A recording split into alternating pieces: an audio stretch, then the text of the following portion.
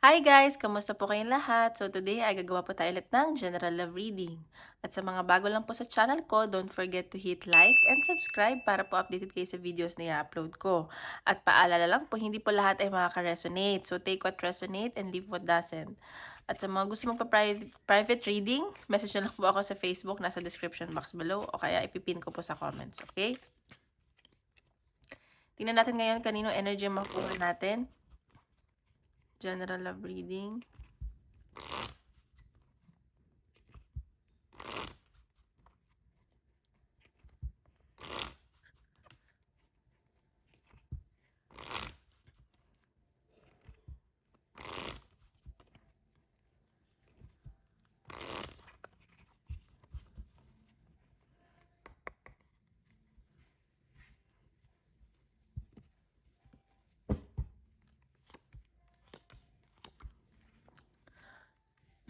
Okay. Okay. Ay, ba't ganun? Okay, sa nakikita ko dito, meron iba dito pamilyado na. At sa nakikita ko siguro may pagtatalo kayo ng person mo or merong naiinis or nagagalit sa inyo isa ng person nyo. And it's about pag-travel ito. Parang bigla ang travel.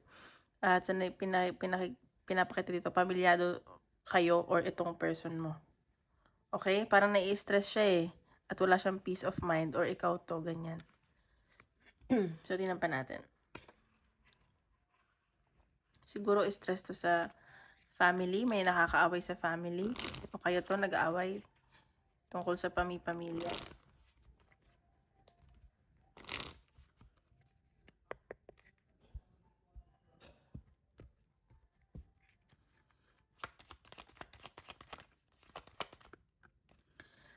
Treasure. So, sa nakikita ko naman dito, itong person mo or ikaw, tinatreasure naman tong connection nyo. O pinapahalaga nyo talaga itong pamilya. May mga pinangahawakan kayo, ganyan. At sa nakikita ko, nahihirapan kayo kasi parang nagki-cleansing kayo. Siguro may pagtatalo nga dito at nagki-cleanse kayo kasi parang maraming against, ganun. At sensuality, may gusto kang baguhin sa sarili mo at i-release mo yung negativity. Okay, so tingnan natin energy ng person mo.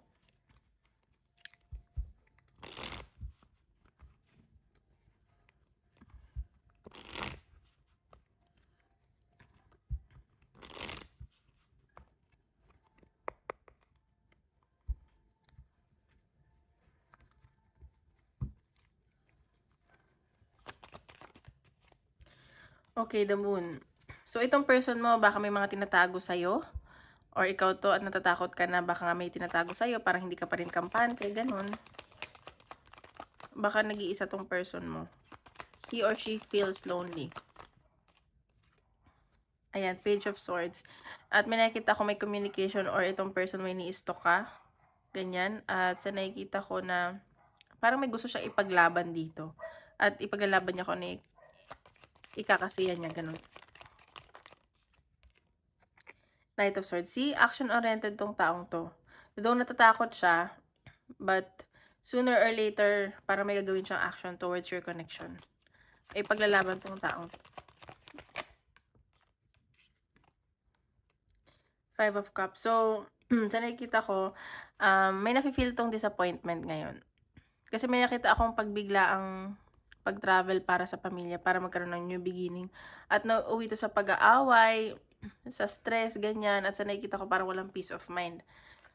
So, eto, ayan. So, baka may pagsisisi, ganun. Two of Wands. So, eto, parang may ginagawa pa tong person mo na choice. Nagdadalawang isip pa siya or may pupuntahan to, may pag-travel. May ginagawa siyang dalawang choice eh, kasi alam mo yun, dalawang wand. So, may kailangan daw siyang gawin, ganun. Ten of Pentacles. So, ayan, gusto naman niya na maging okay yung connection nyo, yung relationship nyo, kung ano man meron sa inyo ngayon. At sa nakikita ko, gusto niya long-term commitment na. Alam mo yun, like, parang gusto niya sumarap na yung buhay niya, ganun. Ayan o, new beginning talaga o. May new beginning na paparating. At yun ang gusto ng person mo, magkaroon kayo ng new beginning. Ayan. Dumating kasi sa point na saktan to or nasaktan ka niya. baka involved kayo sa third party. It doesn't necessarily mean like other like romantic partner, baka pamilya, friends, or trabaho, ganyan. So, ayan, may pag-travel talaga. Okay, so sa nasa-sense ko dito, maraming nasaktan or nasaktan ikaw or siya sa pag-travel kasi nakikita ko, inantay ka nitong taong to eh.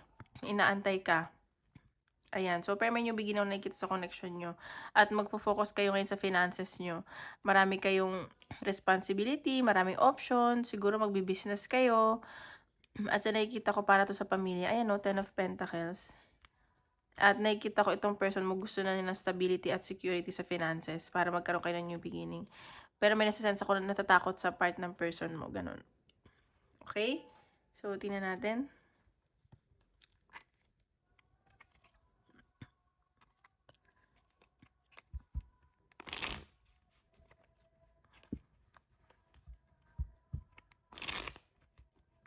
Energy mo naman, oops.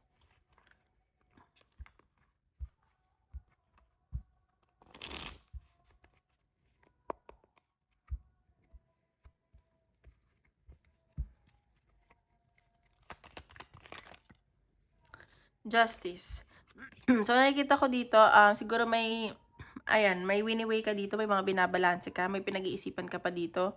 So, nakikita ko parang hindi ka pa sigurado sa connection nyo. Ayan. Parang, ano ka pa, may pinag-iisipan ka pa. Ten of Cups. So, may nakita ko union, at gusto mo rin na magkaroon kayo ng union, may celebration, at nakikita ko may pagkikita, ganyan. Magiging okay daw, magiging masaya ka. O, Eight of Swords. So, ano lang, feeling stuck ka lang dito sa connection nyo. Ayan, kung nasaan ka man. Parang you feel restricted. Parang limitado lang yung galaw mo. Ganun yung nasa-sense ko. Like, nabuo nga kayo, pero limitado yung mga galaw mo. Six of Swords. So, ayan. Pero itong ginawa nyong move, kasi may nakita kong relocation, ito yung makakapagpa-heal sa'yo. Alam mo yun? Like, may relocation kasi ako nakikita o gusto mo mag-relocate with your person, pero ito yung makakapagpa-heal sa'yo. Okay? Isa lang po. Seven of Wands. Ayan. So, maraming tuksong lumalapit sa'yo, pero nagiging protected ka na sa sarili mo. Or dito sa person mo. Maraming against sa ginagawa niyo ng person mo, pero, ayan, nagiging protected ka. Parang dinededma mo lang, ganun. Ayan, ito yung lumabas. Ace of Cups, tsaka action-oriented. Ito, nagiging matalino ka na this time. At sa nakikita ko, very emotional ka ngayon. Mahal mo tong taong to, kaya ipaglalaban mo. Ganun yun nasa sense ko. Nine of Swords. Ayan, hindi ka makatulog sa gabi, ina-anxiety ka, kung ano-ano pumapasok sa isip mo. Like, tama ba itong ginagawa mo or pinaglalaban mo, ganyan. Page of Swords. So, ayan. So, sinasabi dito, parang aware ka naman daw sa ginagawa mo at magiging aware ka. Nakikita ko ipaglalaban nyo itong connection nyo. Medyo marami lang sigurong against at magagalit. Sobrang madami may stress. At ingat lang kasi baka hindi din kayo magkaroon ng peace of mind. Ganun. May nakikita pa rin kasi akong ending. Baka mauwi lang yan sa ending pa rin. Okay? Pero nakita ko, kung willing nyo naman ito i-workout, nasa sa inyo yan. It's just like, sabi nga nila, kung gagawa tayo ng isang bagay, alam mo yung magpakatotoo na lang tayo. Hindi yung marami pa tayong tinatapakan. Kasi sabi nga nila, paano tayo sasaya sa isang bagay na ginagawa natin. Pero marami naman tayong naaapakan at nasasaktan na tao. Okay, so tingnan pa natin.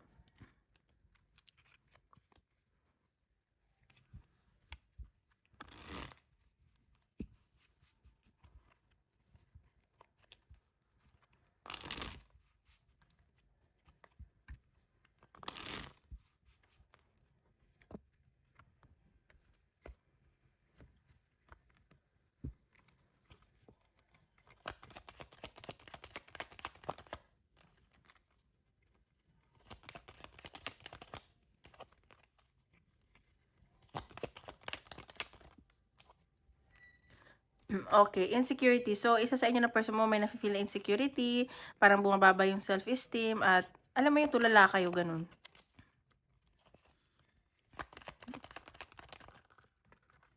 Ayan. Pero sa nakikita ko, itong connection na 'to masaya talaga kayo, eh. Ito yung makakapagpasaya sa inyo. Ito yung ano ba 'to, makakapagpa-free sa inyo, ayan. So, baka bagong tao 'to or nagiging bagong tao kayo sa isa't isa ng person mo. Magde-date kayo, ganyan, at nakikita ko na, meron ditong independency. So, meron kasi kayong unfinished business nitong taong 'to or may paparating pa sa'yong bago. Okay, so tingnan pa natin.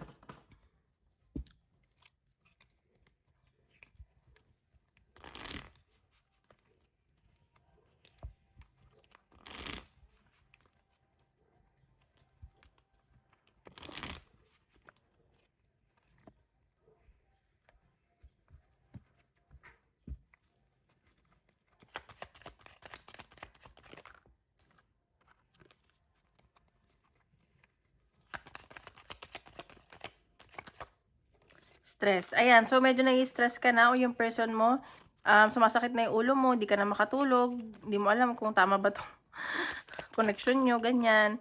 Pero sa nakikita ko ayun nga, sabi ko ipaglalaban niyo 'to kasi soulmate kayo at nakikita ko mahal niyo isa't isa. Ayan.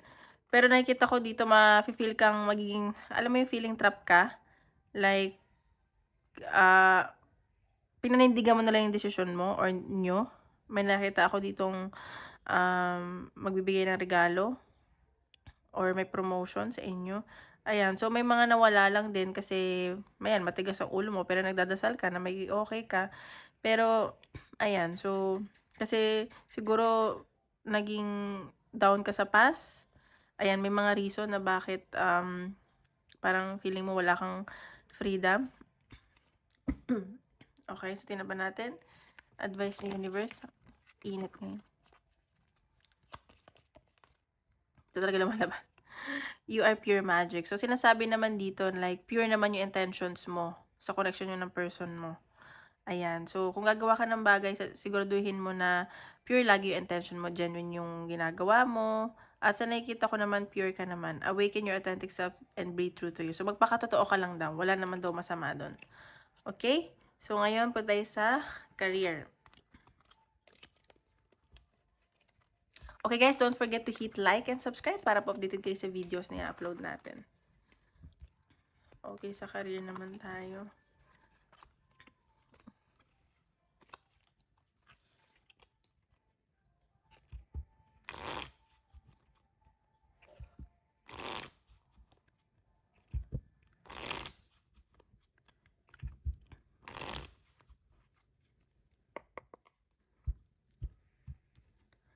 Wait, isa pa daw. Sabi ni Spirit.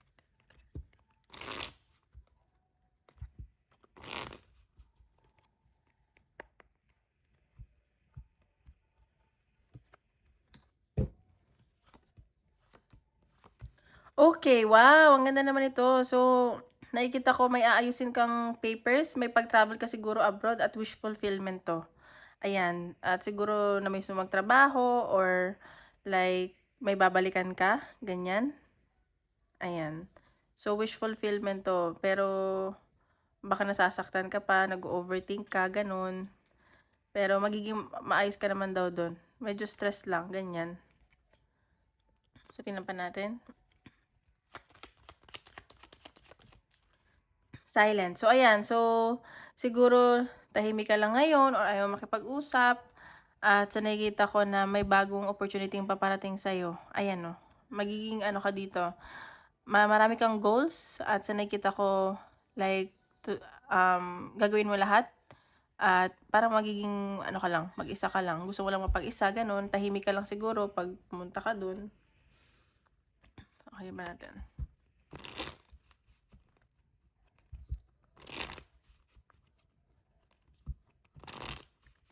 Career reading.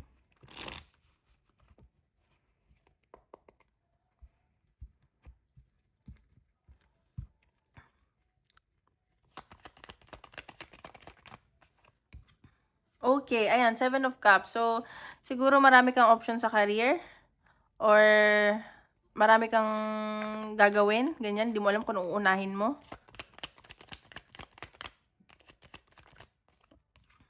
Ayan, so pinapakita naman dito like, magiging okay naman daw, like magiging parang alam mo yun, may pagkakaisa gano'n.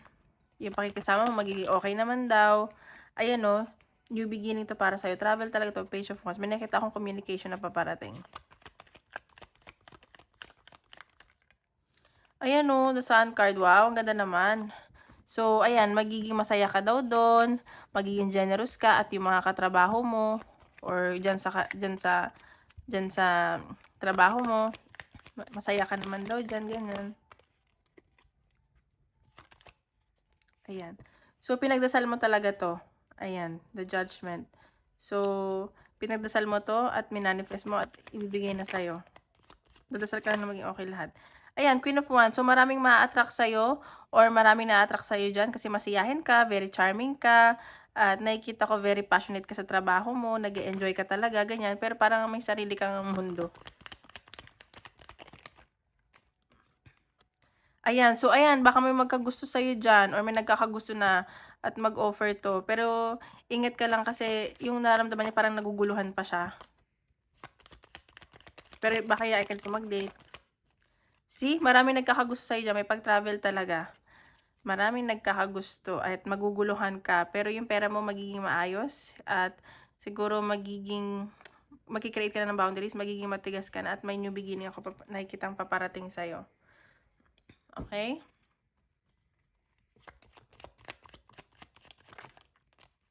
Ayan, so ingat ka lang kasi baka, ano ba, masugatan ka or may maaksidente, ganun.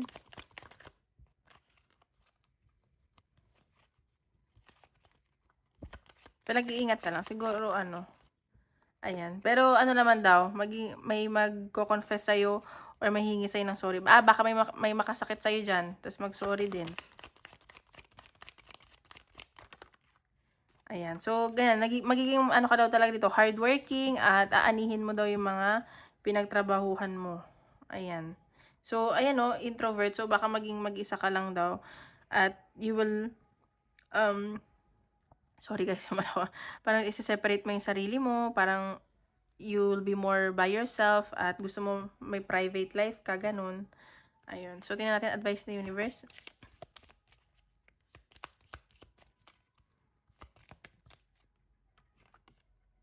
Devotion, tune in the portal of your heart. So, ayan. So, lagi ka lang daw magdasal, mag-devote ka. At sa nakikita ko, lagi mong gagawin ng isang bagay, lahat ng bagay from the heart at with love. Ayan. Retreat, rest, and be held. So, huwag mo kalimutan magpahinga. Okay, now, tingnan natin. Isip ka question, tingnan natin kung sagot ng universe.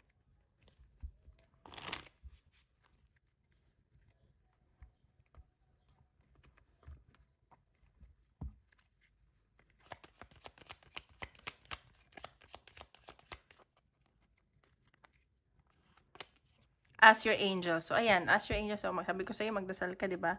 Peaceful resolution within the next few weeks. Ayan, magiging okay naman daw. So, ayun lang guys. Maraming salamat. Tomorrow ulit.